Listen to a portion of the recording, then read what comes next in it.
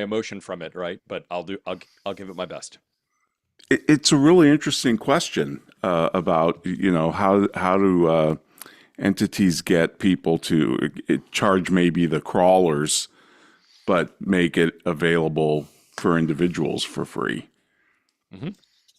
I think Cloudware is working on that or something. It just I forget the details, but yeah, like your take on it.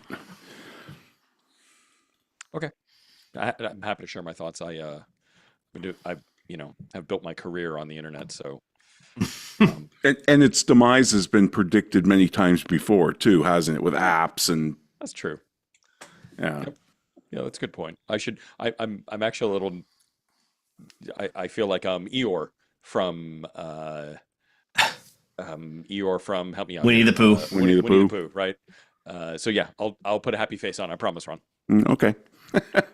Nice day. Course it'll probably rain. Right. All right, you ready for your counting? Yeah, let's do it. All right. Have a great show going in five, four, three, two. Welcome to the Soul of Enterprise, Business in the Transformation Economy, sponsored by Woodard, building your ideal practice with coaching, education, community, and resources. On today's show, folks, we have our memorable mentors with Fred Smith, and who is the founder of Federal Express. Hey, how's it going, Ron? Good, Ed. How are you? Doing great, doing great. Looking We forward have- to this conversation. Yeah, we haven't done one of these in a while, and this gentleman is certainly worthy. I've been a big fan for a long time, as you know. Yeah, I can't wait. Let's dive Yeah. in. Well, let's talk about this. And of course, the prompt for the show is the fact that back on the 21st of June, Fred passed away at the ripe old age of 80. So good on him. He would have been 81 in August. Fell a little bit short of that. But let me read him in, so to speak. I just put together a quick bio, but he was the founder of FedEx, obviously, which revolutionized the logistics by turning his term paper that he did when he was at Yale into a $90 billion empire. He went to Yale, as I mentioned. He went to the Marine Corps, and then he had this vision for this overnight delivery network that would be different from how other shipping, such as UPS and the post office, had done things. And he launched Federal Express in 1973 with a fleet of only 14 planes. He, at one point, and this is a famous story, I'm sure we'll get into the details of this, gambled the company's survival money on blackjack in Vegas and was able to make payroll. And but his real main innovation, his entrepreneurial audacity, was this hub and spoke model that he put together for packages. So, but it's really, I mean, it was built into a huge empire. I think when he finally passed away, he was one of the richest men in the United States, and just an overall interesting guy. So that's kind of the highlights. But Ron, what did you want to jump in and talk about first? Well, I know he was born in Marks, Mississippi in like you said, August 11th, 1944, and he suffered from this childhood syndrome called leg Calvé-Perthes.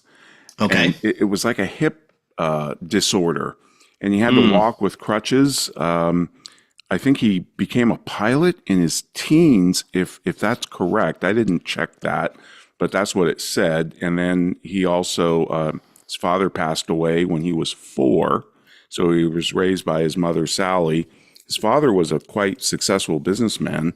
He owned restaurants, a bus line, I think a plantation, and he graduated from Yale in 1966. And like you said, Ed, he wrote that famous paper in 1965 on the hub and spoke system, which he devised. I mean, he changed transportation as we know it too. That was his innovation, the hub and spoke method that we're still flying under.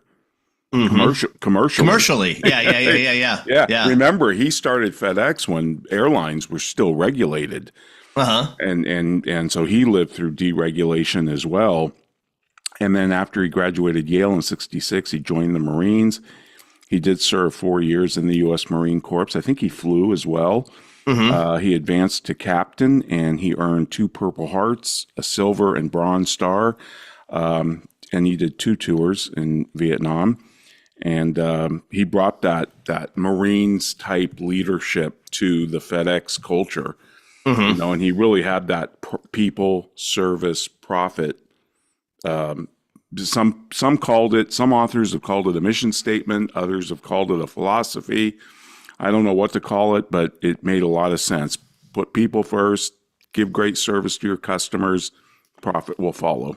Yep. Yeah, no, and that's something that I think it went back to a thing that Xerox had study that Xerox had done in the 60s, right? That said that if you take care of your employees will take care of your customers will then help you with financial performance.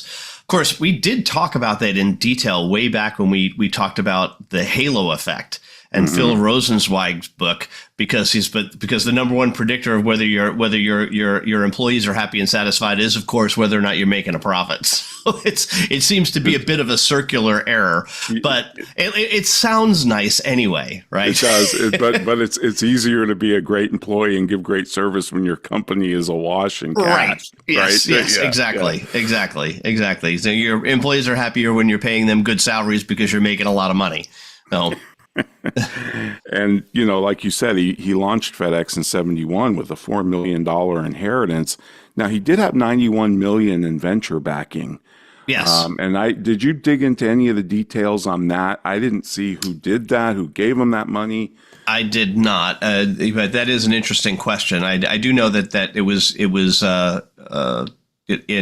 that would have been 724 million in today's dollars. So he raised almost $1 billion in capital, if you think about it today, from today's system. So yeah. And when he launched on April 17th, 1973, he had a fleet of 14 Dassault Falcon jets, and they were serving 25 cities. He named the company Federal Express because he wanted it to sound official so that the Federal Reserve would become an early customer. Now, it didn't, but I do think that it later did become a customer because he was used for check clearing, basically. He would transport the checks, from one bank to the other so they could clear. And, this is the old days, obviously.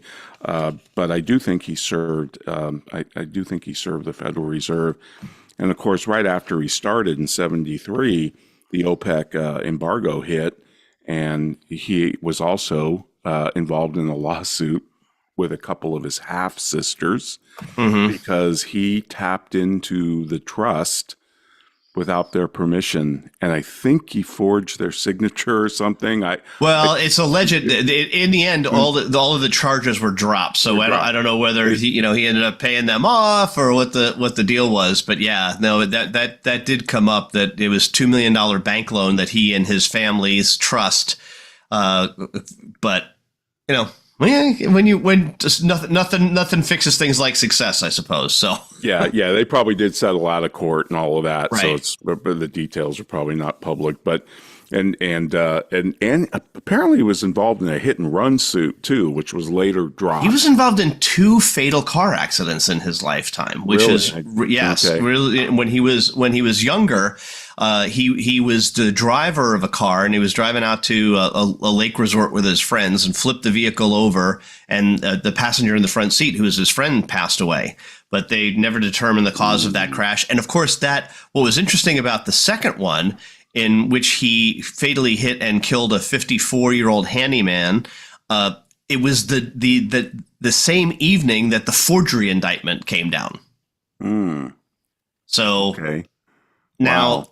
yeah, he was later arrested and charged with leaving the scene. So you wonder if there was alcohol involved in the situation. But again, he was released on a $250 bond. And of course, this is, back in 1975. Driving while intoxicated was not quite the thing that it is today. I mean, don't get me wrong. This is not an excuse for it. I'm just not trying to excuse him at all. Just saying that back in 1975, it was like, oh yeah, Fred was drinking and hit somebody. Yeah, we're kind of approaching Kennedy territory here with some of this stuff. And because of the OPEC thing, he actually asked his pilots to use their personal credit card to buy fuel. And of course, this is what led to the famous trip to Vegas where he took $5,000 and he ran it into 27,000 on a blackjack table. That was to pay the fuel bill. And that kept him alive for another couple weeks. Company was first profitable in 1976, and it's been profitable every year since. Yeah. Yeah. It's funny because I originally remember hearing that story of Fred Smith, and it was a different tale, and I'm sure that the one that's been reported he was down to like one last $5,000 chip or something, and threw it on, just randomly tossed it on the roulette wheel, and it came up. But I have read in in 2-3 different books on him that it was blackjack, and that he parlayed it. Yeah. But I've also read that he used the money to pay the salaries of his employees, not for fuel. But, okay. Because there is a great story, and I do believe it's true, but I don't think it's linked to the Vegas thing. But he would send out checks, payroll checks to his employees, and he'd say, look, please go ahead and cash this. But if you could, it'd be great if you didn't. And some employees still have those checks on their walls. Because they never cashed them. And of course, because of deregulation, he was able to get larger planes.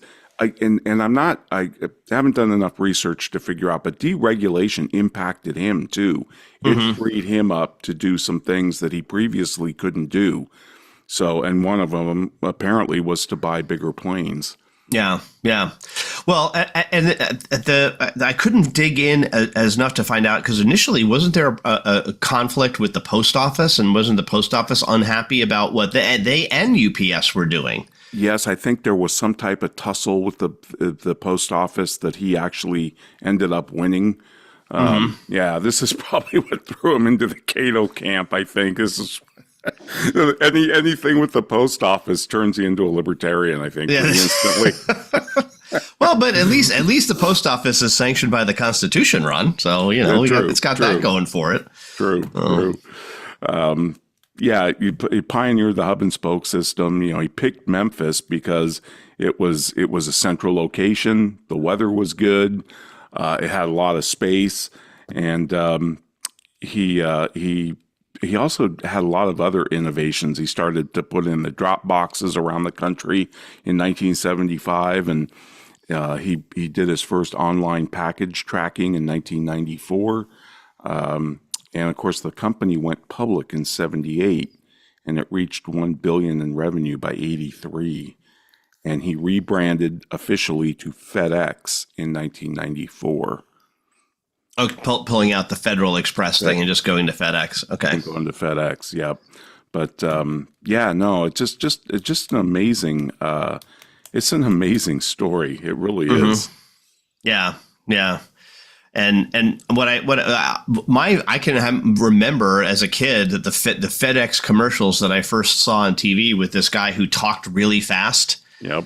And that guy actually parlayed it into, I remember appearing on Johnny Carson and all these other things.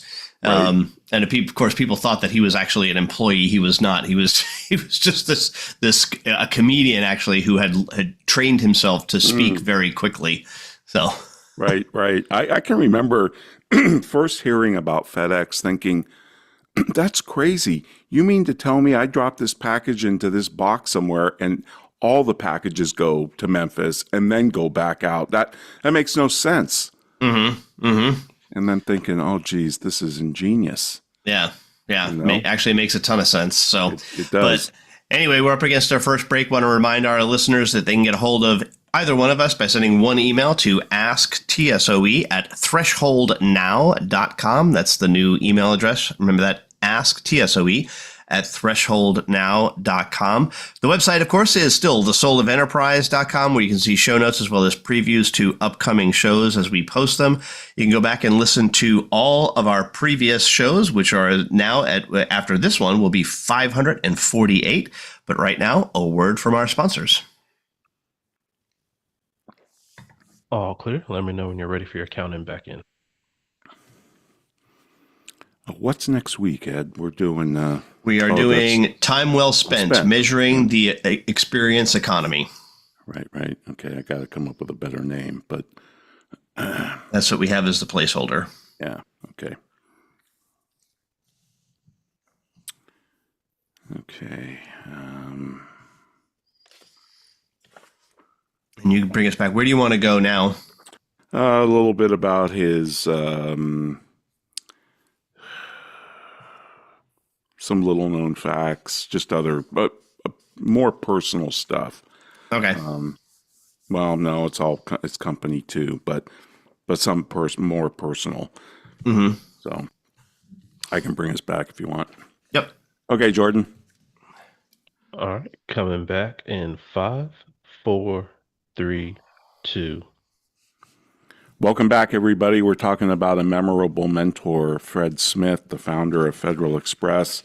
And Ed, the other interesting thing is he retired as CEO in 2022, but then, of course, he was executive chairman until he passed. And he he grew the company to 17 million shipments they do a day. And it's just amazing.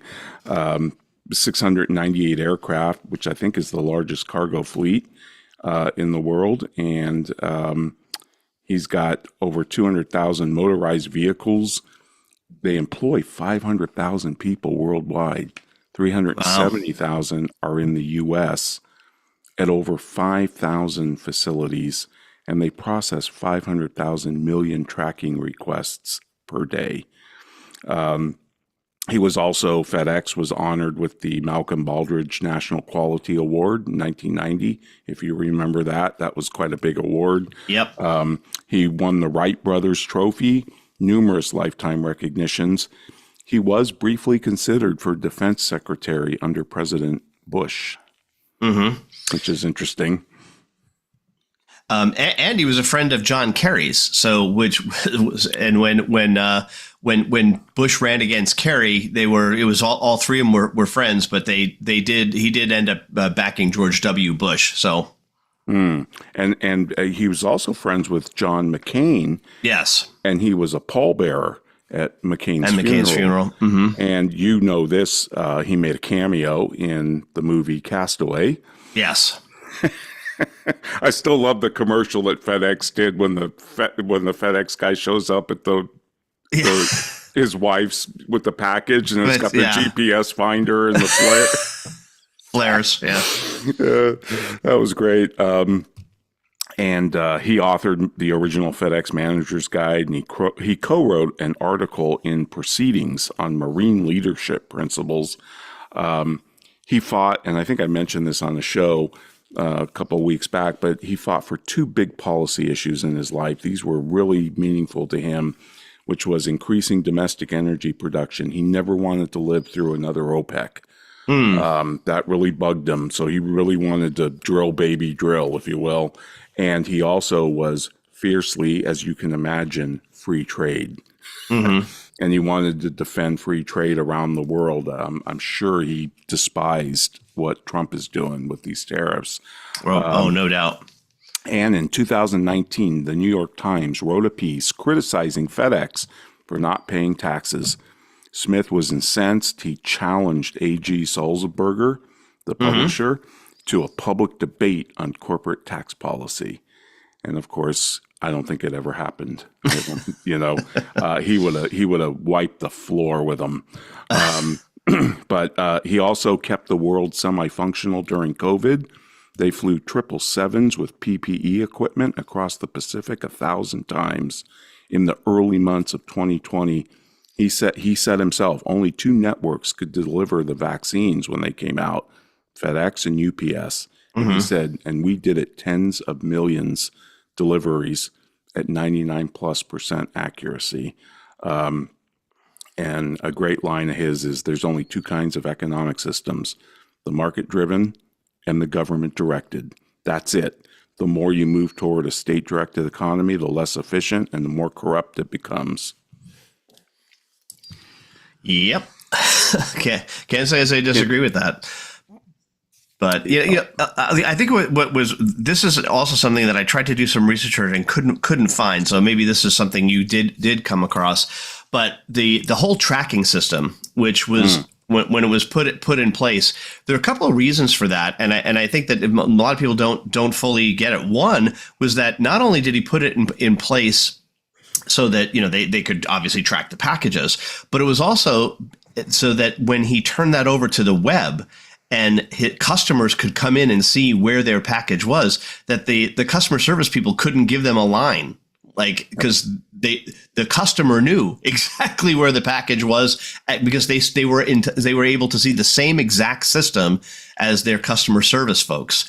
And I think that's pretty wild right there. No, it's exactly right. It was the Cosmos system, which stood for FedEx Customer Oriented Service and Management Operating System. He spent $1 billion on this system, putting it online in 1994. I think even at the time he gave computer terminals to his biggest customers, probably a 2080 rule or something, and said, look, you can come right into our system and you can see exactly what we see. And he took a big hit for this on an earnings call or something. He was really angry. Shareholders said, well, how does this help the efficiency of delivery? You're spending $1 billion on this program. And he said, it's not about efficiency. It's about creating an excuseless culture inside of FedEx so my people can't BS the customers about where their packages are. That's the difference between an efficiency person and an entrepreneur. Right. I love that story. It's a great story. And yeah, he was really, and he also said, by the way, about that tracking system, he said, the information on the package is just as valuable as the package itself. Metadata. Yeah, Metadata. yeah, which is a really interesting line. And again, if you look at this Memphis International Hub, and I'll talk about this a little bit more probably in the next segment because I toured it with our colleague Dan Morris. One of the best tours I've ever taken of a business, but the Memphis International Airport is 940 acres, and between 10 p.m. and 4 a.m., it's literally the busiest airport in the world. And it handles over 2 million packages daily. And each package, once it hits the sorting line, is sorted within 15 minutes. It takes them about a half hour to unload an airplane. And then there's about 80 miles of conveyor belts. And they're unloading 250 airplanes in a 24-hour period. They have the capacity to land an airplane every 40 seconds. Wow. It is the most amazing thing you have ever seen. It's like a symphony orchestra that just is perfectly timed. Everything about it. They do 375 destinations globally. The Memphis hub alone employs 11,000 sorting staff and handles over 4.4 million tons of air freight as of 2018 anyway. They employ 30,000 people in Memphis, so they're the biggest employer in Memphis. They're all non-union except for the pilots. They deliver pacemakers to specific hospital rooms. They can ship clinical samples, liquid or dried. They can ship complex alcohol shipments because of all the rules in all the various countries. They can handle all of that. They can ship food products at certain temperatures that are required, and they even ship the giant pandas from China. From China. And the Memphis Shelby County Airport Authority wanted to rename the Memphis International Airport after Fred Smith. About even 30 years ago, they wanted to do this. Oh. And Fred said, he told the guy, he said, Fred told me that naming buildings was for dead people. When I'm gone, do what you want to do, but while I'm alive, hell no. So he didn't let him do it. I'm sure it's going to be the Fred Smith Airport. Yeah. At some point. Any day now. Yeah. So, hey, getting back to the Cosmos system for a second, I also heard that he ended up selling that to the airlines. Yes, he because he did the tracking number two was his innovation. They did end up selling that to airlines, and that's what made passenger airlines much better at luggage handling, Uh-huh. and it reduced the complaints around lost baggage and things like that. So yeah, was another great source of. That's why I was so interested when you and Greg last week were talking about Tesla selling Hmm. the self-driving technology to other companies. Well, Right. Fred Smith did the same thing with the tracking system. Yeah. I'm guessing UPS came up with their own. Yeah, probably. Right. And he, and I read this in a book. How much time do I have? We have 4 minutes. Okay, let me get this story out there. He says, okay, so in the book by Michael Bash, Customer Culture, How FedEx and Other Great Companies Put the Customer First Every Day, Fred Smith challenged his C-suite. He said, look, he said the 95% rule was a sacred cow in FedEx's early days, basically saying that, if we're within 95% on time, doing everything right, that's good enough. He said, but if we handle 1 million packages a day and we mess up 5%, that means we mess up 50,000 packages a day. And since one person ships to another, that means we disappoint 100,000 people each day. He says it doesn't take a rocket scientist to figure out that before long, you've disappointed everyone in America who ships and receives packages. So then he created what he called the hierarchy of horrors, which of the 5% disappointments, what is the worst thing we can do to the customer? What is the next worst thing? And so on. He and the senior management team identified 8 major horrors that displeased the customer, and now that's kind of grown into a little bit more, but it turned into the FedEx Service Quality Index. This is something they look at every single day, which is like right day late service failures, wrong day late service failures, traces, complaints, opened, reopened, missing proof of delivery, missed package, damaged package, lost package. These are all the things that could upset a customer. And they track them religiously every single day. And they've got this SQI up to 99.7. In fact, the guy who gave us the tour of the FedEx facility, his name was Carl. He was the manager of quality and process improvement. So he was intimately familiar with this SQI and told us kind of the mechanics behind it. And it was up to like 99 point, just unbelievable. He had it out to like 8 decimal places. He knew what it was. But, hey, if you're doing 16 million packages a day, that makes a difference. Oh, yeah. Yeah. Well, and of course, the brilliant marketing slogan, which was absolutely positively overnight, right? Yeah, the other great innovation, Ed, we haven't even touched on yet was this. Yeah, the service guarantee. I mean, absolutely positively overnight. We don't deliver, you don't pay. Period. Now that has been watered down over the years, but it's still there. I mean, you can still they'll stand by their work. I've sent stuff that has gone awry, and they've always made it good every single time. I Yeah. just think they have that culture that, says, hey, it's the lifetime value of the customer, not just a transaction. Yeah. Yeah, for sure. All right, though, we're up against our next break. Want to remind our listeners, can get a hold of Ron or me by sending an email to asktsoe@thresholdnow.com. Please go out and rate this podcast by going to ratethispodcast.com/TSOE. And don't forget our Patreon channel, where you can listen to the show commercial free, as well as our bonus episodes. That's available at patreon.com/TSOE. But right now, a word from our sponsors. All clear. Let me know when you're ready for your count in back in.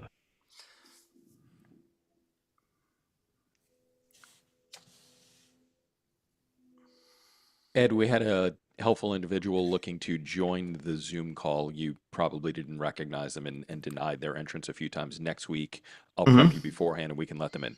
Okay.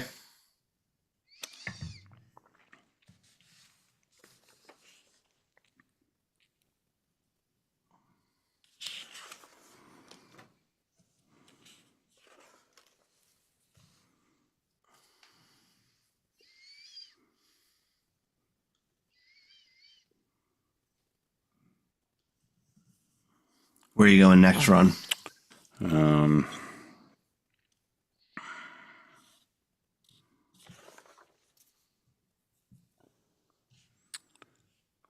Kind of running out of stuff here, Ed. Uh,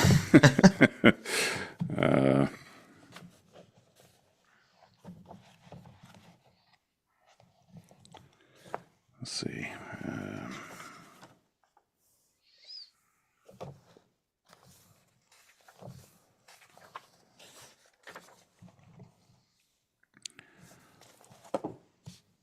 Let's talk about the guarantee a bit more. And Okay.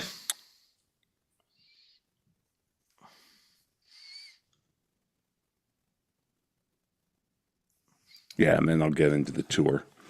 Okay. Perfect. All right, Jordan. I'll take us back, Ed. Okay. All right. Coming back in 5, 4, 3, 2. Welcome back, everybody. We're talking about Fred Smith, the founder of Federal Express, who unfortunately passed away on June 21st of this year. I was in Orlando, Ed, when that happened, and that really bummed me out. I think it was Saturday, and it was it was kind of depressing to see that. But if you remember, September 11th, 2001, obviously was a big deal. Now the FedEx, because they were a Baldrige Award winner, one of the requirements of winning that award was, if possible, you had to make your facility available for public tours.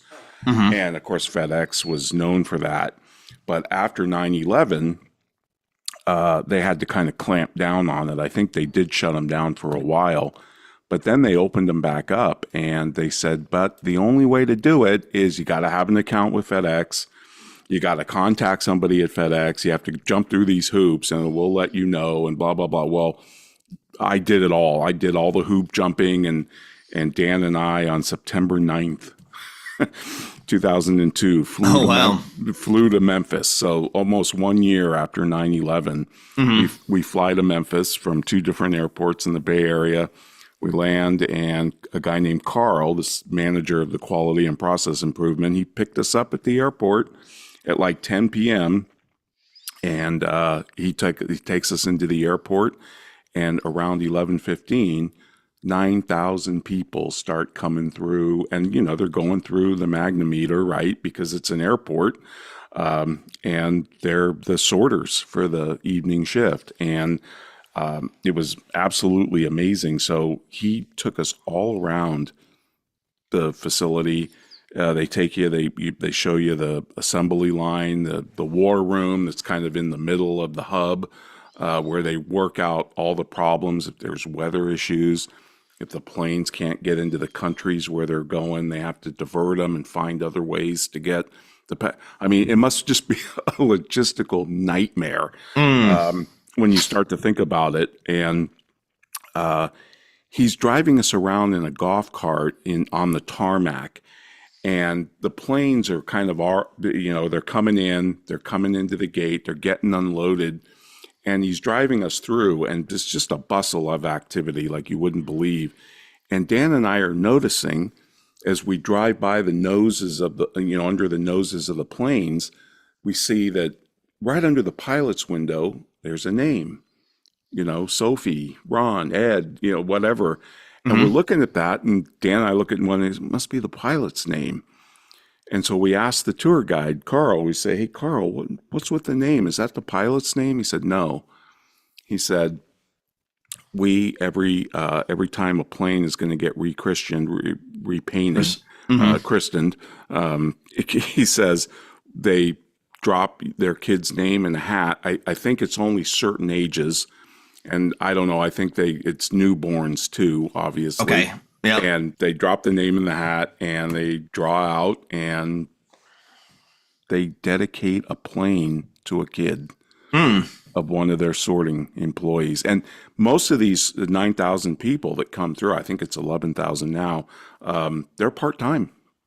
They have other jobs. They're working during in fact, our tour guide, another one of our tour guides, worked at a not-for-profit somewhere during the day. He said, FedEx is my retirement, because they get full benefits. Even though it's part-time. Yep.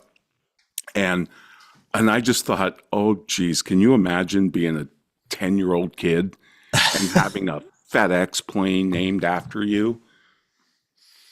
Pretty That's cool. amazing. That's really cool. That Yeah. is really cool. That blew my mind. Probably I still thought, get beat up in the playground though, but so well, yeah.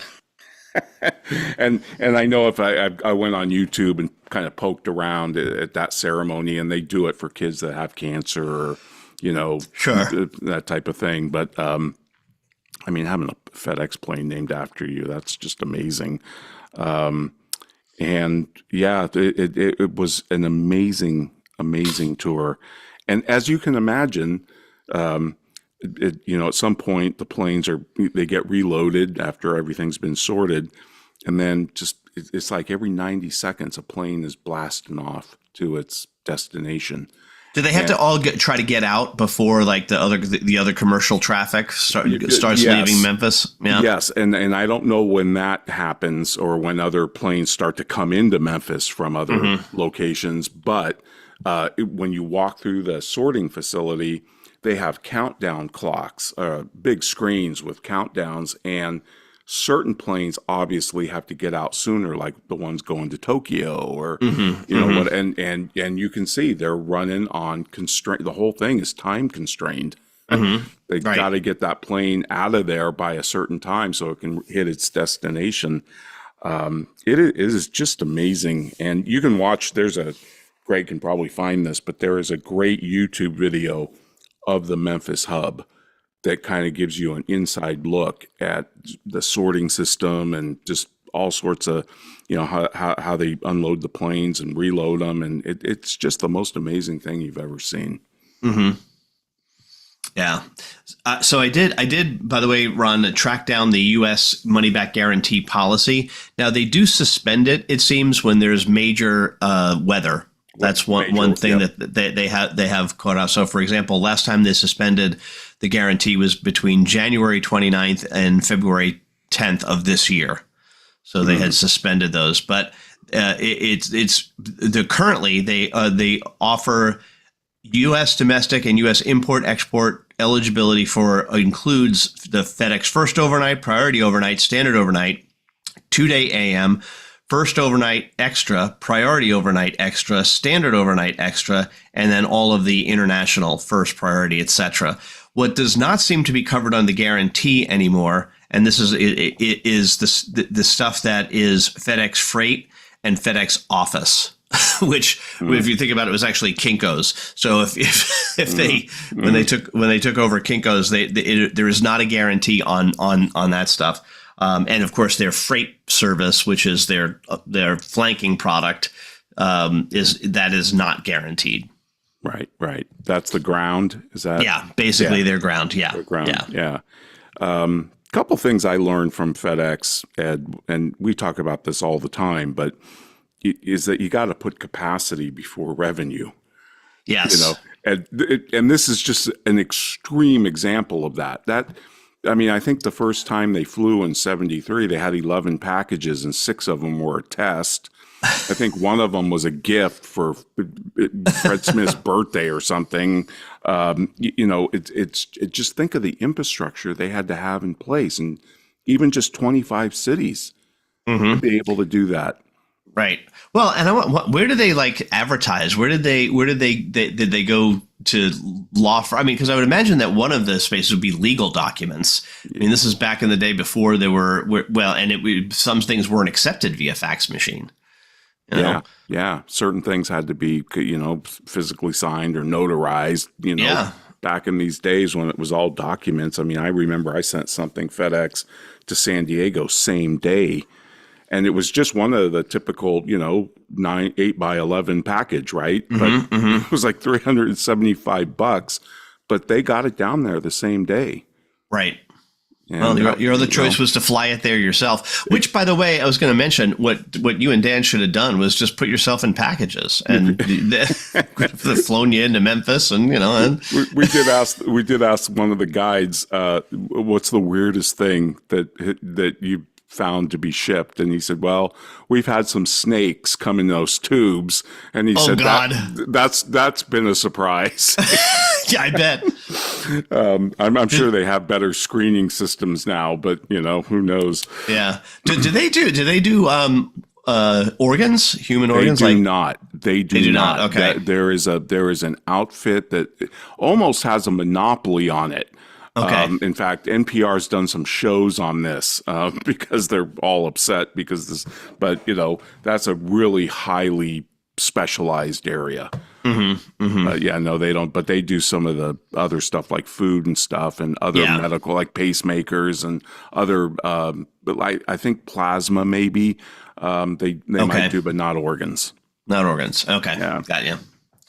And the other thing, and this kind of ties into the guarantee, but Fred Smith had this great thing, and this I stole when we were talking about how to recover from a service failure. He had this thing called the sunset rule, where he said the sun will not set on an unresolved customer or employee problem that is not dealt with in some way.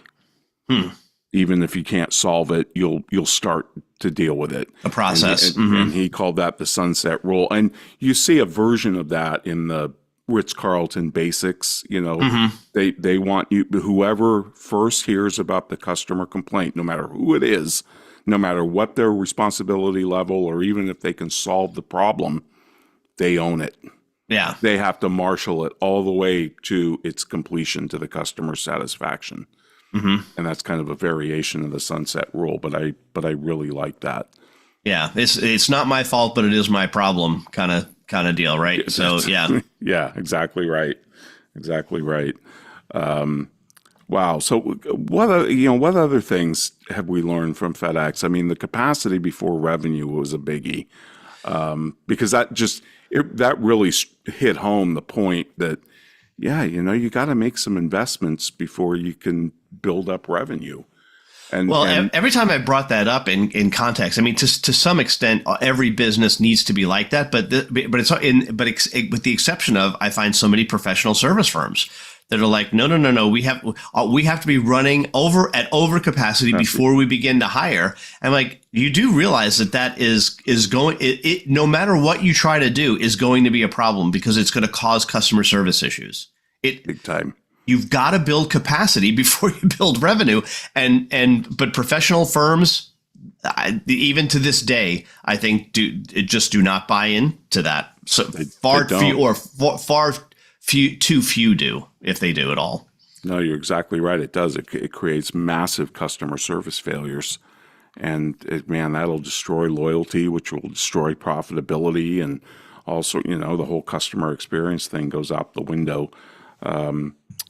The other thing, I just think the fact that he focused on giving the customer a way to peer into the system without having that, didn't have any effect on the efficiency of delivery, but it did have an effect on the customer experience. Right. Can you imagine an accounting firm putting a tracking system on their tax return?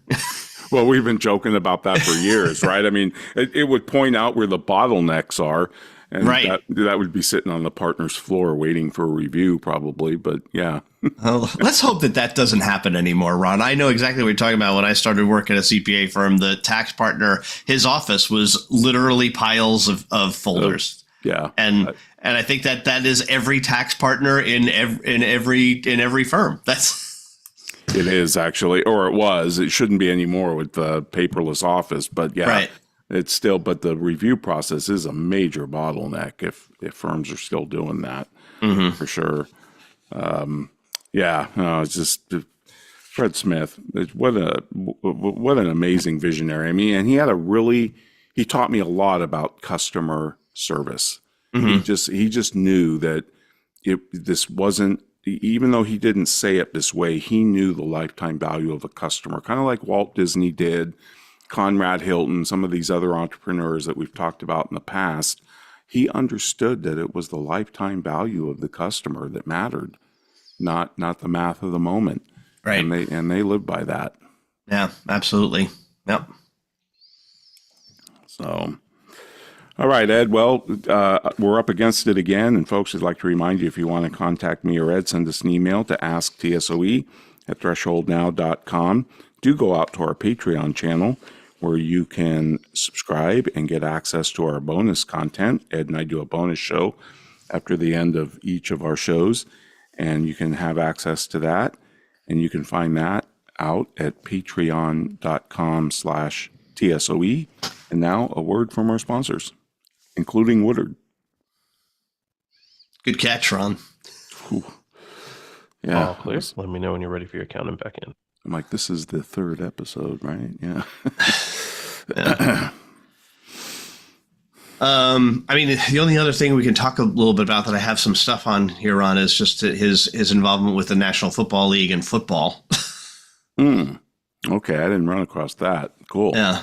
Because I'm kind of out of material unless All right.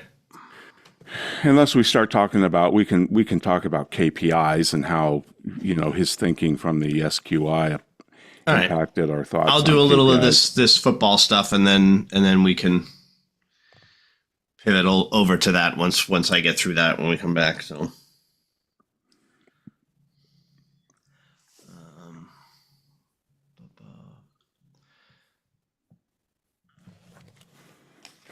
Yeah, they do seem to keep adjusting the guarantee, the money back guarantee. Mm-hmm. Yeah, they've watered it down. LL Bean has too, by the way. Oh, have they? Yeah. You can't send everything back now. Yeah, they and Nordstrom. I think Ken used to tell me that they watered it down a bit too, but I think more with a time limit or something.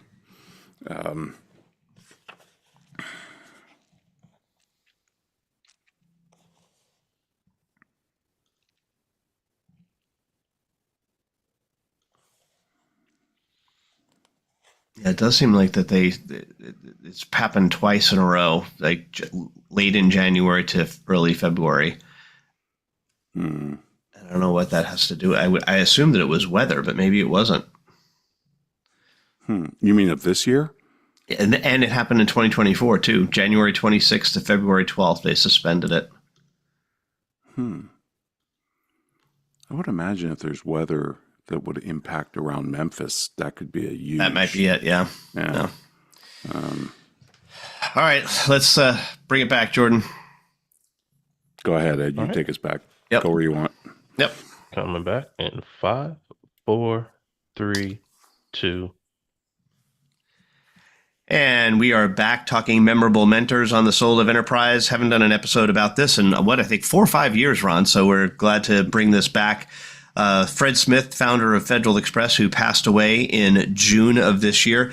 Also, Ron, you mentioned him being making a cameo appearance as himself in Castaway. He's also a big football fan, and in 2003, he purchased a minority share of the Washington Redskins.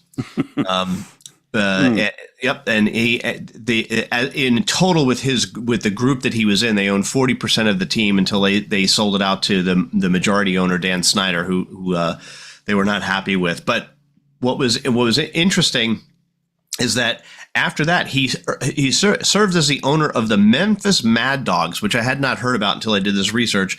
Memphis Mad Dogs are a U.S. based Canadian football team. Yeah. Oh.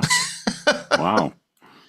So, which is interesting. So, yes, big football fan. He also, just some of his other achievements, just to list them out. He was inducted into the Junior Achievement Business Hall of Fame in 1998. He was induced into the SMEI Sales and Marketing Hall of Fame in 2000. CEO of the Year in 2004, according to the magazine Chief Executive. The Kellogg Award for Distinguished Leadership, presented by the Kellogg School of Management. He also was a Franklin Business Leadership Award winner from the Franklin Institute and the 2011 recipient of the Tony Janus Award for Distinguished Contributions to Commercial Aviation. So I'm sure that he made some innovations from an aviation standpoint that were part of FedEx that I do not begin to understand. So there you go. Wow, that's awesome.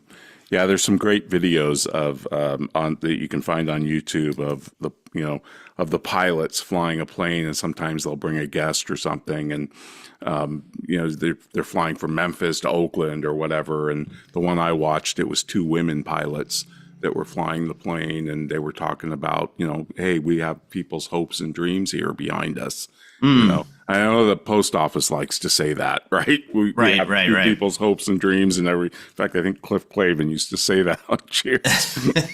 Because remember the episode where Norm takes over his route, and Cliff gives him the mail bag, and he's walking out. He says, "Be careful with that bag, Norm. There's people's hopes and dreams in there." And Norm pulls out a handful of stuff. He says, "Yeah, and a bunch of car wash coupons." Could be a hope and a dream for somebody. I think the other big lesson that I learned from FedEx, it's just studying FedEx, especially the service quality index, it really taught me that, when you're looking at KPIs, that you can't just look at data. You have to have a theory about what makes customers happy or what upsets them. In this case, it was more what upsets them, what FedEx could do wrong. But it taught me about leading indicators and how we could apply leading indicators. And it was one of the inspirations for predictive indicators, KPIs, the way we use the term predictive, not just performance. And that was another big insight. What's the worst thing? Measuring what's important to customers, certainly where their package is important to a FedEx customer, not the number of packages that they're serving, and certainly not how many times was it handled or any kind of efficiency metric inside FedEx. Yeah. And so the whole KPI thing, and in fact, I'm looking at the book Measure What Matters, and I have a whole section on FedEx. And then, of course, you have a section on this book about sabermetrics. Oh, right. And how sabermetrics changed. She's just everything, right? Yeah. No, the impact to this day. Yeah, it's not batting average, but on base percentage. I sort of remember writing that. Yeah. In fact, there's a picture of Sean in this book. Oh, right. Well, he's 19 years old, buddy. So there you go. I know, it's amazing. I know it really makes me feel old. Yeah, I just want to read one thing and this is from Fred Smith. Actually, he said this to an audience at the J.D. Power and Associates Customer Service Conference in Santa Monica, California, on November 13, 2003. And Ed, think about all the AI, think about all the tech that has happened since then, since 2003. And listen to what he said. FedEx, for example, has always emphasized great customer service. But now that we offer a broad array of services beyond just express delivery, we are seeking to differentiate ourselves through an outstanding customer experience, which is broader than just service. Not surprisingly, we're taking the holistic approach. We want to make sure that the customer has a great experience at every touch point. On the phone with our service reps, on the website while trying to ship a package, at the front door when our courier delivers the package, and at our service centers when dropping off a package. And not only do we look at the touch points, but we also pay attention to the life cycle of the customer's experience. We try to treat the customer royally, not only when we first get her business, but also when her business needs or package volume change. Mm-hmm.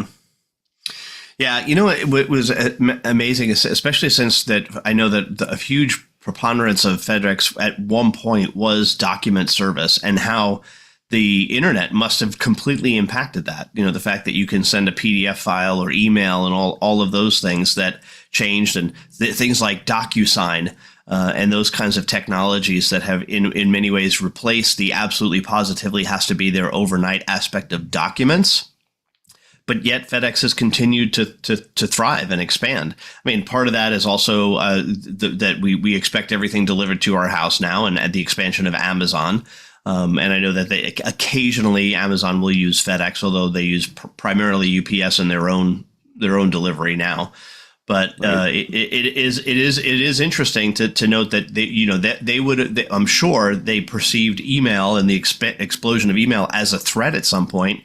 Yet they were able to overcome that. So yeah, didn't they start a Zap thing or something? I forget. They bought a company that was trying to deal with that. I forget the details of that, but I know they tried to adjust to that trend. And look, I know FedEx has had its issues. It's, Hmm. you know, it's in the mature phase of its cycle. Right. But one thing I found interesting, and Fred Smith, I think, said this at a Cato talk he gave somewhere, but he said when you look at, people look at the volume of Hmm. packages, and we're certainly not the biggest. He said, but by value, we're by far the highest value. In other words, we ship the most expensive stuff, like computers, Apple, Uh-huh. that type of stuff. I don't know if that's still true, but at one point it was. But now I look at the fleet that Amazon has, and I think there's 200,000 trucks just around me. I mean, I'll drive down the road and I'll see like a fleet of like 30 of them pass me. Hmm. Yeah. One. It's amazing how much that That fleet is logistic built. portion. Well, we talked about that, I think, in a bonus episode several weeks ago, that it has become the number one package delivery service in the country, Yeah, surpassing, I think, UPS and the post office almost simultaneously. So, that's amazing. But yeah. yeah, Fred Smith, what a great, just visionary entrepreneur. Just persevered, even after getting a C. He Alleged C. That's never been proven that he got a C on the paper, but but it makes for good story. Makes for good story. it's one of those things that's too good to check. There you go. Too good to fact check. All right, Ron. Well, what we got coming up next week? Next week, Ed, and I'm going to come up with a better name for this, I promise, but we're going to look at time well spent. In other words, we talk about time prices, and there is something that's the equivalent for measuring the experience economy. And I think it's fascinating. So we're going to dive into that. All right. Well, I'll catch you next week. I'll see you in 167 hours.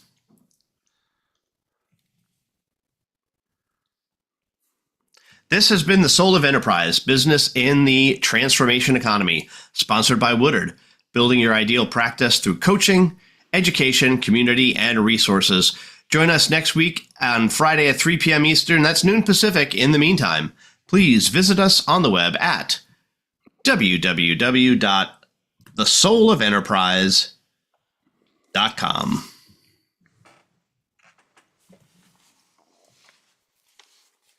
All clear. Great show. All right. Thanks, Jordan. Thanks, Jordan. Hope you all have a great weekend. You too.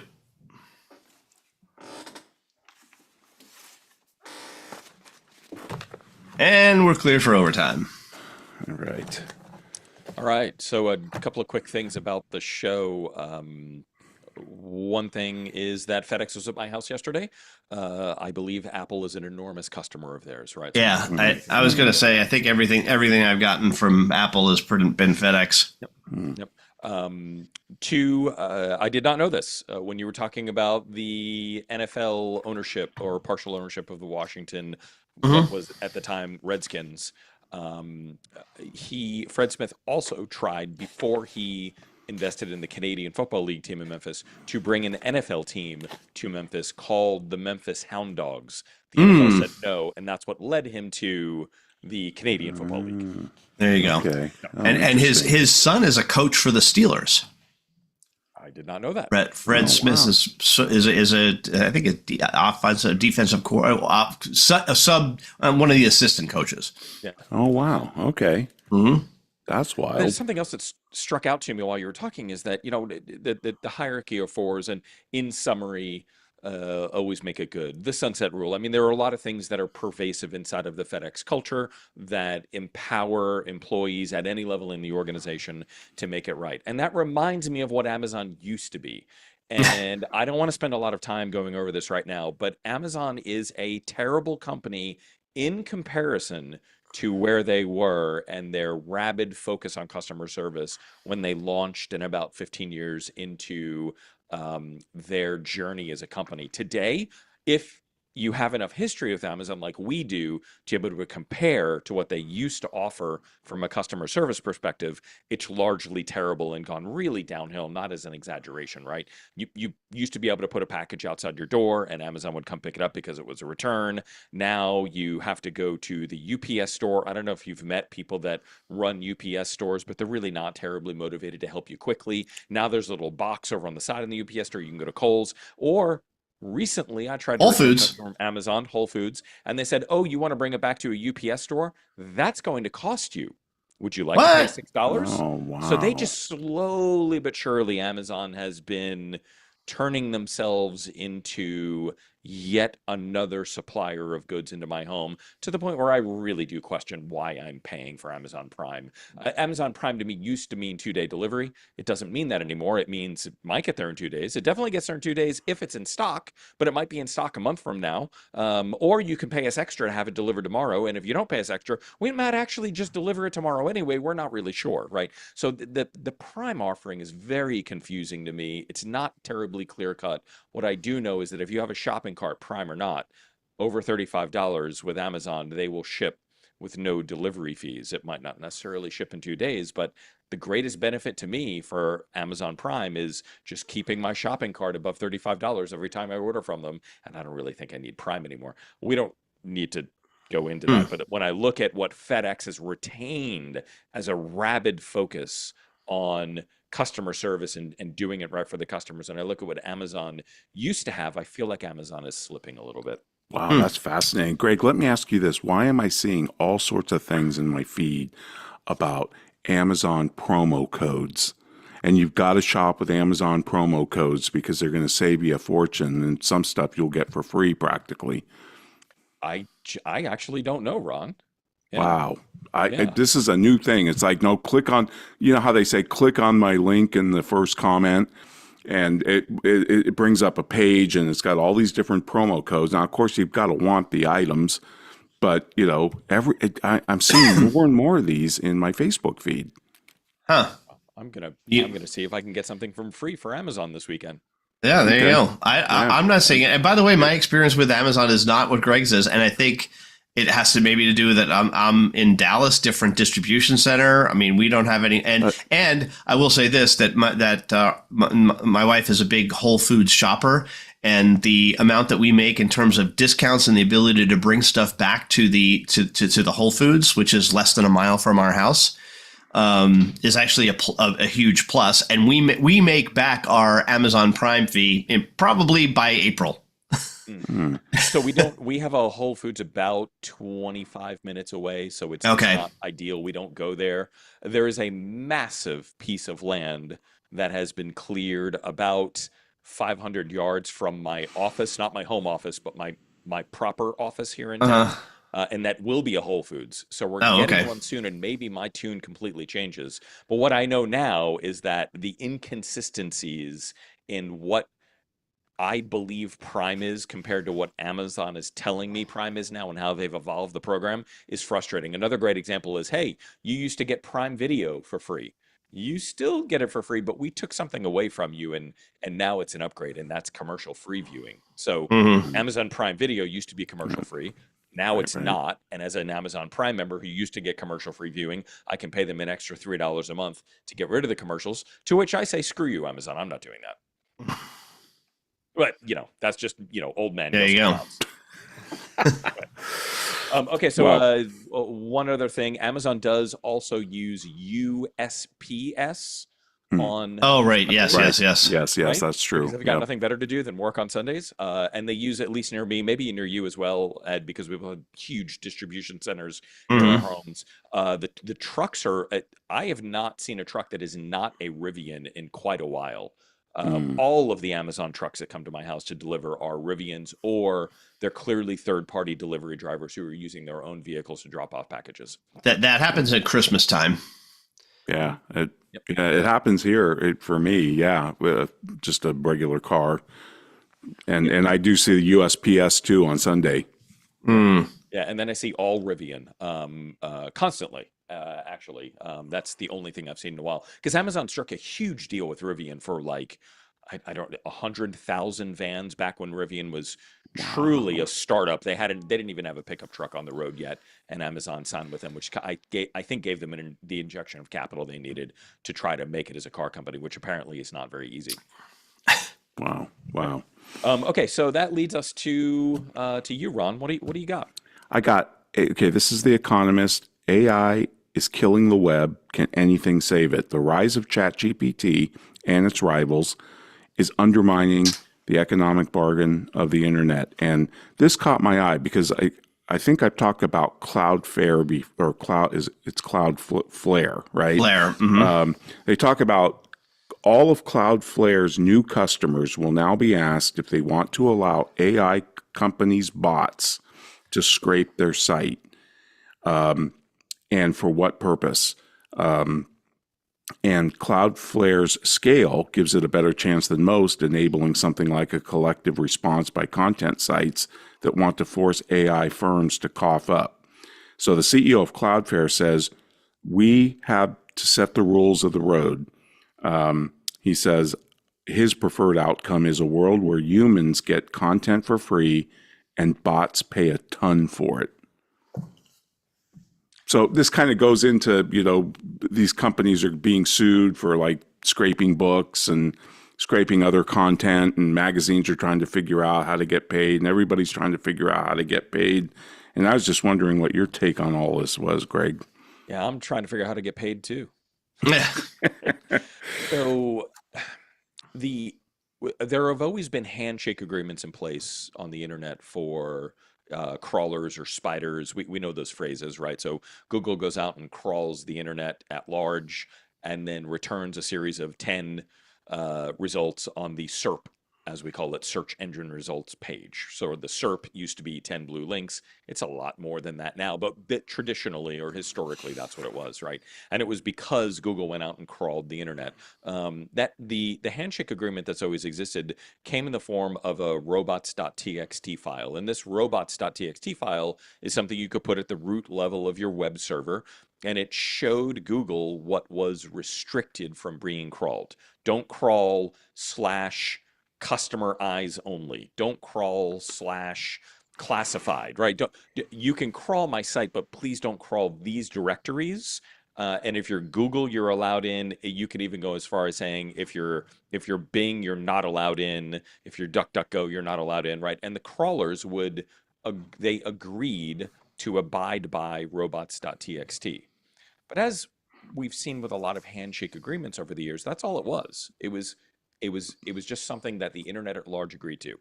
Most recently, some website owners have started to add LLM, or I guess we call it the Chat GPT Hmm. exclusion to the robots.txt files, but Claude, ChatGPT, Google's Gemini, they're not they're not it, they're not agreeing to the handshake. So they're just crawling, and there's nothing that site owners can do about it short of fully restricting their site for now. The the idea that media companies in particular need to earn dollars as a result of their publishing efforts on the internet is a very real thing, and they've been very obviously, we don't need to debate this, right? They've been under pressure for quite a long time, and their revenues have been falling. And if I think about like a Southern Living, for example. That's just a magazine that randomly popped into my mind. Hmm. What is the value of their magazine today, right? Most of the recipes that were published in Southern Living are probably much better consumed as a video on YouTube, which is where I go to consume all of my food recipes, cooking. I'll probably watch a recipe tonight once we're done here, and I'll go cook something because I watched it on YouTube, not because I read it in a magazine. So it's a bit of a triple whammy for them, right? Their business model is changing. Now enter the large language models, which you can take a picture of what's in your fridge and tell ChatGPT to like make up a recipe, and it will. Hmm. And the additional pressure that comes as a result of being a publishing firm. There is something that needs to be done before these companies throw their hands up and say, that's it. Either we're paid only, we're going out of business. I'm not sure what it is. We're on the precipice of that. It's not happening yet. What I will say is that I see this really nasty cycle happening now, and that is what we publish on the internet is consumed by large language models. Those large language models then return to us something that we would like to publish on the internet because it's a lot easier to write when you're not staring at a blank piece of paper. Let's be honest. It's a lot easier to go to ChatGPT and say, I want to write an article on this. Can you give me a head start? A lot of people aren't even saying, can you give me a head start? They're just saying, write me an article and I'm going to publish it on my site. So now we have this world in which AI is being used to create content for the web while AI crawls content on the web that it created so that it can create more content on the web. And how does that end? The answer is not well, right? And Changing us into paper clips. That's how it ends. just We're that, just and the fact that we've become not we, you, me, your listeners, I mean at large, we've become intellectually lazy leads to a real problem when large language models are consuming the content it created such that it can deliver more results to us, and it becomes this almost never-ending cycle that does have to break. Otherwise, the internet will not be a useful resource anymore, and it is the single greatest resource human beings have ever created. So I do see a bit of an issue right now. I'm not the sky is falling. I'm not Chicken Little, but I can see this becoming a problem. However, I also see an opportunity, of course, right? And the opportunity has been, but now even more so than ever, is to niche down and truly become an amazing arbiter of facts, figures, and analysis in the space in which you exist, such that you become the place that people seek, not just another statistic or line that's sourced with a little asterisk inside of ChatGPT's responses. That's the trick for these large publishers who don't have a lot of they don't have a lot of room for error, and they're also largely just they're unexciting, right? They don't have a large draw. They don't give their readers a great reason to continue to read them.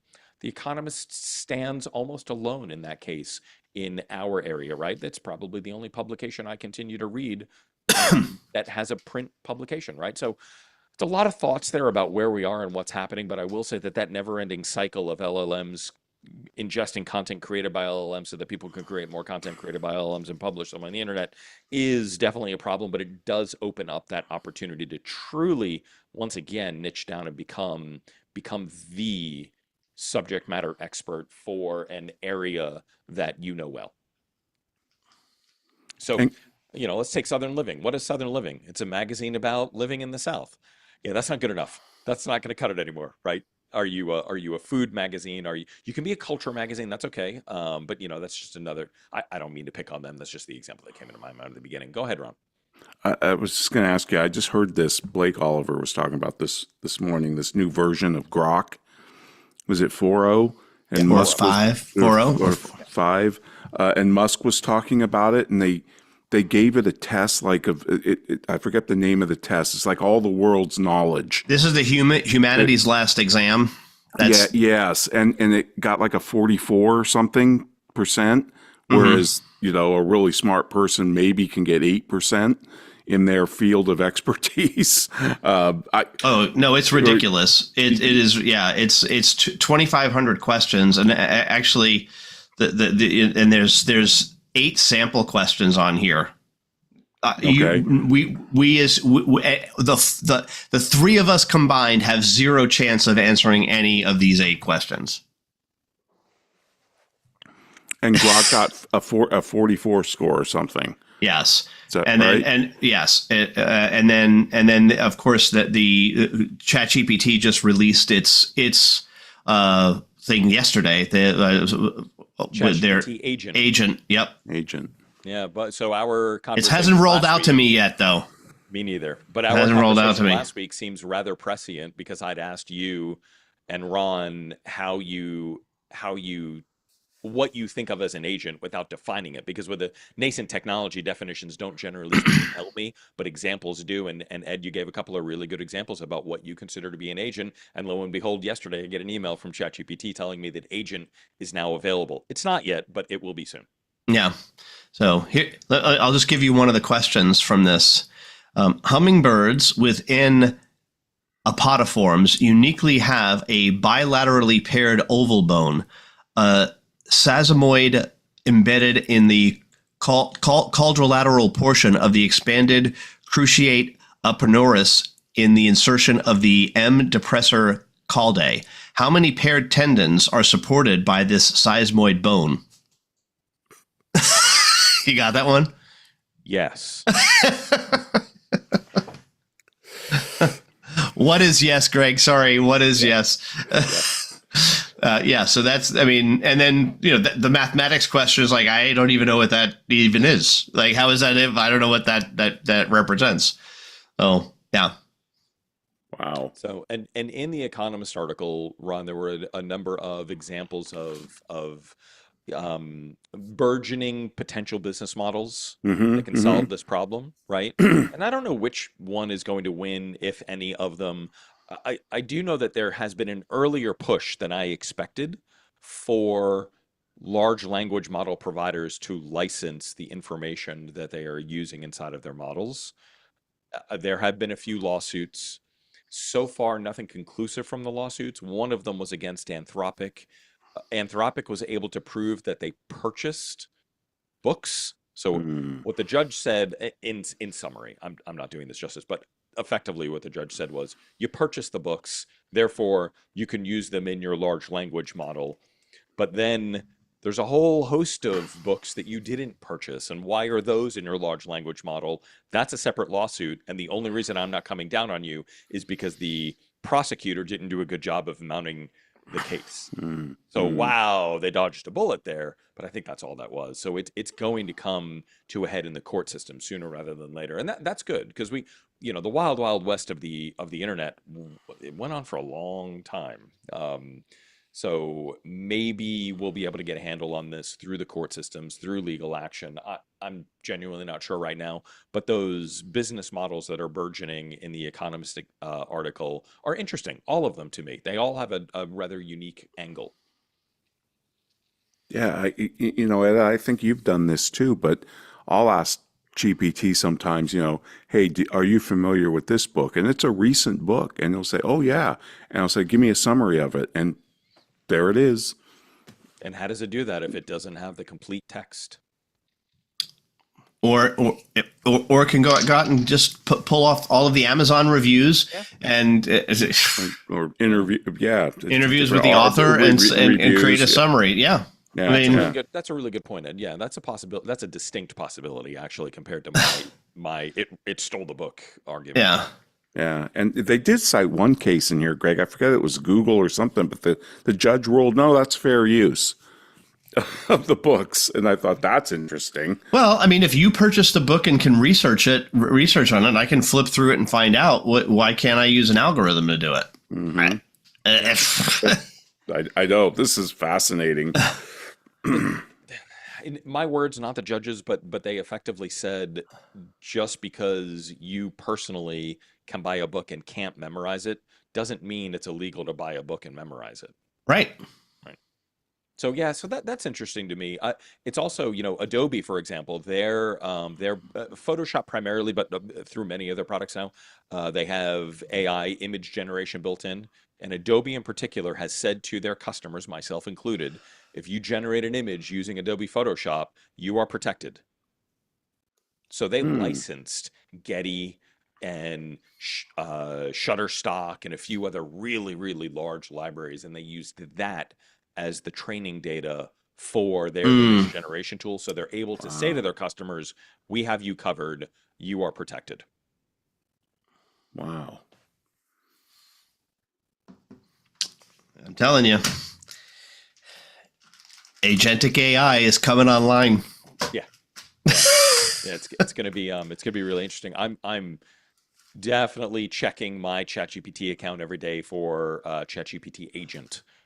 Well, and so here's the easy use case. The right is take the notes that you do for the Soul of Enterprise, and I want to automatically post them to Ed and Ron's personal Facebook or page, and it can log in, pretend it's me, and post away. Yep. Today's show was largely brought to you by ChatGPT. Mm, in not a way that you would necessarily expect. I didn't go into ChatGPT and say, just give me a bunch of stats about Fred Smith at FedEx and I'm gonna right. phone it in and call it a day. I used it as a conversational tool while you were speaking, right? Mm, So Ron brought up the sunset rule, and I went into the chat, which already had the context about FedEx and Fred Smith, and I said, "What's the sunset rule?" And it kicked back a quote on the sunset rule so that I didn't have to type madly away while the transcript portion of the screen left my visibility and the sunset rule was no longer in my purview inside of Zoom, right? mm, So I used it, for example, to research Fred Smith's involvement with the NFL, which is how I discovered that he tried to bring an NFL team to Memphis, Tennessee before getting involved in the Canadian Football League, right? So I am using it as a research assistant, which I think you would expect me to at this point. mm, And today, for something like a memorable mentor, where there's no guest to quote, which I strongly prefer to do because it's mm. their words and it's just so much more Right. impactful, right? It was a great research assistant, and I actually toggled away from the default 4.0 model, and I moved into the research model for our show Mm. notes today Mm, because I don't need a snappy response. I need a proper response. right. How much is that OpenAI agentic going to be? Does Oh, it it's say? now included. Oh, it's included. Yeah, It was part of the $200 deal. yeah, Oh, because yeah. But that's they're how bringing it. Hector got it, right? That's right. Yeah, they're That's bringing right. it down to Plus now, which is the $20 a month plan. Yeah. Wow. I- Yeah, yeah, cool stuff. And the video, they have a little like there's a press release about it, and they have a little video that's embedded on the page with a guy talking about how ChatGPT agent has been helping him do his job with spreadsheets and researching data and pulling them into spreadsheets. Like give you an example that I'm dying to do. Like years ago, I thought it would be really cool to develop a web-based application that helped people find the right place to move to. And I was motivated to do this because I'm in corporate America and people would move, from office to office to office. And part of that, it's a highly stressful activity because you're uprooting your family, you're bringing them to another city that you're unfamiliar with. You don't have any friends or family there. You've got to rebuild your life, in effect, right? So show me areas of town within a 20-mile radius of my office that have the highest school ratings, the lowest crime rates, the quote unquote most affordable housing. So, per acre or per square foot. There are probably 2,000 factors you could feed into a system that then says, if you're going to be working here, you should be living within this radius here, best school systems, lowest crime rate, like, and all of the other thousands of factors. That's a lot to pull together. So I very clearly went in a different route and decided to start a marketing company, right? But in this case, now that we can use something like ChatGPT Agent to fill out spreadsheets for us, find data, we're getting closer and closer to just being able to do this stuff ourselves. Wow. yeah. So far the prediction that the guy at the conference that I made in March, he said by the end of this year, we're not going to recognize the place. Yeah, yeah, for sure. And I don't have predictions on where we're headed. I really don't. I wish that I did because then I'd be a seer sayer and I'd be able to go to Vegas and put money down and make a whole boatload. Well, the question is agentic another big leap like when ChatGPT originally came out? Because let's face it, when ChatGPT originally came out and we became aware of it, it was cool. It's gotten significantly better, but it wasn't. I don't think it wasn't an exponential jump again. Yeah, It was better, yeah. but it was more incremental. Is this agentic going to be another huge like S curve 10x leap? If And we're going to be blown away by agentic the way we were with ChatGPT when it first came out. I don't know. I genuinely don't know. Yeah. And the reason I don't know is because I can only pull from historical examples and they may not be appropriate, right? One of them is I've always had for years, I've had like some kind of macro service running on my computer that will move the mouse and click on things and do repeatable tasks, especially early on in my career when, someone would come to me and say, we have all of our technical data sheets in Word format. There's 1,800 of them. They need to be converted to PDF and published to our website. Can you do that? Well, I was the web guy, right? Hmm. Well, I don't want to sit at my desk and convert 1,800 Word Hmm. documents to PDF, but a macro on my machine could do it for me. And that sounds agentic, very simple. That's obviously not a direct comparison, Right. but a macro on my machine, or for example, Zapier, right? N8N or ChatGPT agent is the AI version of what Zapier was able to do with us in terms of being sort of the middleware, the glue for disparate services that don't talk to each other. Right. So I only have these historical references to be able to compare what's happening, and I don't know that that's a fair comparison because it could be significantly different. Hmm. Yeah. Yep. Wow. Yeah, but Crazy times. what I do know that is that it's fun, it's exciting, and that's why I love technology in general. Hmm. Yep. I agree. So, get it right. A great article in The Economist, Ron, that you brought up. The title of the article is "AI is Killing the Web. Can anything save it?" And it talks, and it's got by the way, it's got a great graphic at the top Mm, because it's an mm. 8-bit graphic, kind of looks like a video game of some tombstones, and they've declared, the World Wide Web 1989 to 2025, which is hilarious. But it looks a lot like an old school Duck Hunt or Mario, like an original Nintendo video game. There you go. Yeah, which is clever. I like that. Right. Yeah, we just had somebody tell us, Greg, that they got their first customer from AI. From a From like search result that I Yeah. think a was search AI, result. an Yep. AI overview with a source, and yeah, okay, I could see that. Yeah. Yep. Yep. Interesting stuff. Yeah, All part right. of, part of search engine optimization for marketers now has become, and there's a whole bunch of acronyms. We haven't seemed to settle on anything yet, but it's optimization for the AI overviews that you see on Google. So how do you optimize not only for the 10 blue links, but how do you also optimize now for inclusion in the AI overview? Well, I have to say this, and I meant to take a picture of it, and then I got distracted. I was watching. This is before the All-Star game, so it was one of the last Met games, the end of last week. And who was it? It was Mets in Baltimore. They were in Baltimore, and you know how they have the ads on the back of that are when you have the view of the batter, and there's ads that are on the back, and those are ads are generated, right? They're green screens in the stadium, or they actually just project them over whatever ads are there. There was an ad. Again, this is Mets against the Baltimore Orioles, and the ad was for a conference on technology that was coming up in Dallas. Awesome. And I thought, is this ad being served to me? In other words, have they figured out this technology? Yes. That absolutely. Yeah. Absolutely. This is there's no question that's okay.